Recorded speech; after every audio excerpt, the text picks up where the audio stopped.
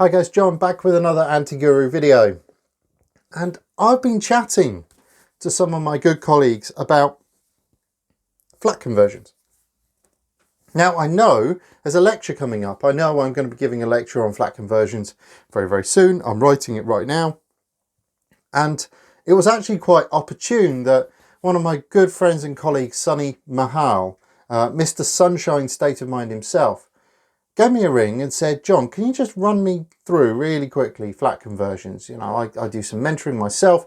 I want to know a bit more so I can help people and guide them. I said, fine. So I thought I'd just nip across one of the key principles that I talked to him about, which follows the first letter in our victory model. V is for verify. Verify what you are doing is allowed by the local plan. Very simple, isn't it? But before we get into that, if you're enjoying these videos, please do leave a comment. If you subscribe and hit the bell icon, you'll get notified when I do my next one. And more importantly, hit the like button. Let me know you've liked this video so I know to produce more of them. Because it's only through that feedback loop that I know that we're heading down the right direction.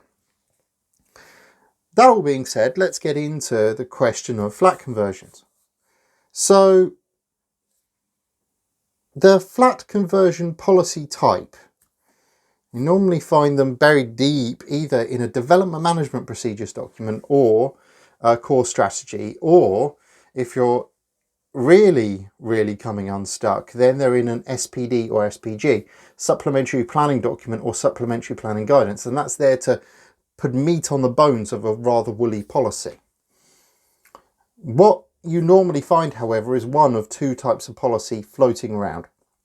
You'll either find the protection of family housing type policy. That's a policy that says, you know, properties of family grade, so 3 bedrooms or better, will be protected because we have a glut of small dwellings inside our authority, and they've come about from the conversion of houses into flats. So we now need to protect the houses.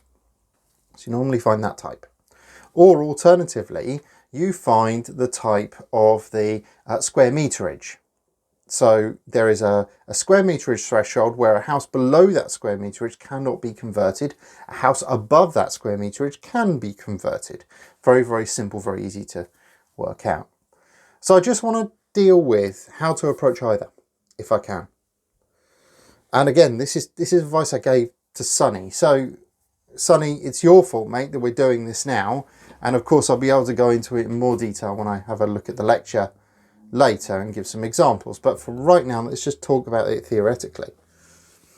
So overcoming the house conversion policy, the family home conversion policy, and there are councils like Kingston and Southampton that have this policy, is relatively straightforward. What it basically says is that they don't want to see a net loss of family accommodation, net loss being the key word there. So if you've got a 3-bed family house, then in your mix, in your flatted mix, you need to put a 3-bed family flat back in, typically on the ground floor and typically with direct access to the garden, because it's a family flat. It's a 3-bed or more flat for a family. Okay, very simple, very easy to deal with. You have to bear that in mind when you're doing your mixing though, because you're putting in a 3-bed. That's going to be the biggest unit. The next type of policy is the square meterage policy. The square meterage policy is also very easy to interpret. It is the property as originally constructed had or has less than X square meters. In most cases, they're written positively, so more than X square meters. In Portsmouth, it's 140 square meters. Croydon have got the double barrel. They've not only got the family accommodation clause, but they've got a 130 square meter clause as well. So they've got both in the mixer. So not only do you have to put a family home back, but you have to have a property that was 130 square meters when originally built.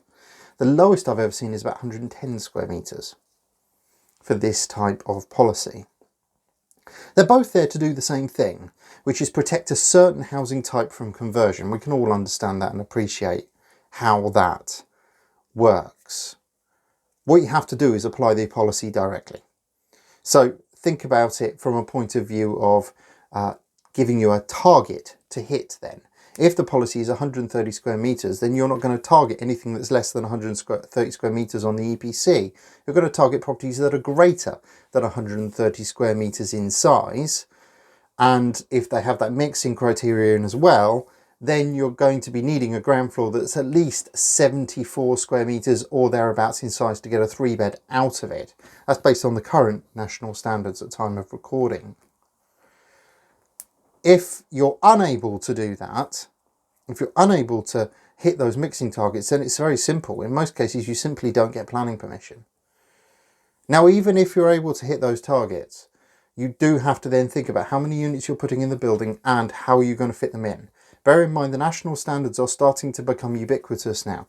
They are starting to become the baseline for assessment. Okay, even places like South Yorkshire, Doncaster, is moving across to the national standard from the South Yorkshire residential design standards, because actually the national standards are more up to date. So we've got this ubiquitous set of standards that applies across the country. It applies across all of England. It doesn't apply to Wales, doesn't apply to Scotland, doesn't apply to Northern Ireland, but most definitely applies to England. And we're starting to see mortgage companies tie into those standards. So if they're going to be tied into those standards, why not use them? Very simply. You can find them by Googling National Floor Space Standard. And because you're in the UK, it will come up as the first result on Google. Once you've worked out your floors and your mixing, then apply for planning permission. You always need planning permission for flat conversions. They are required by para 55 of the Town and Country Planning Act. It's 55(3) to be precise, which says the conversion of a house to more than one house amounts to a material change of use. That was added because before, house to more than one house didn't result in a material change of use, and that was added in as an additional addendum to the original description of development. That's why you require planning permission. When most people say, why do I need planning permission for a house to flats? It's because of that paragraph. It's very much because of that statement in the Act itself. It's named directly as a development type. Okay, that's been a really brief précis of something I'm going to work for an hour on when I do the lecture. So it gives you a brief snippet of information. If you're interested in the lecture, by all means, have a look at our website. When it comes available, it'll go on the web.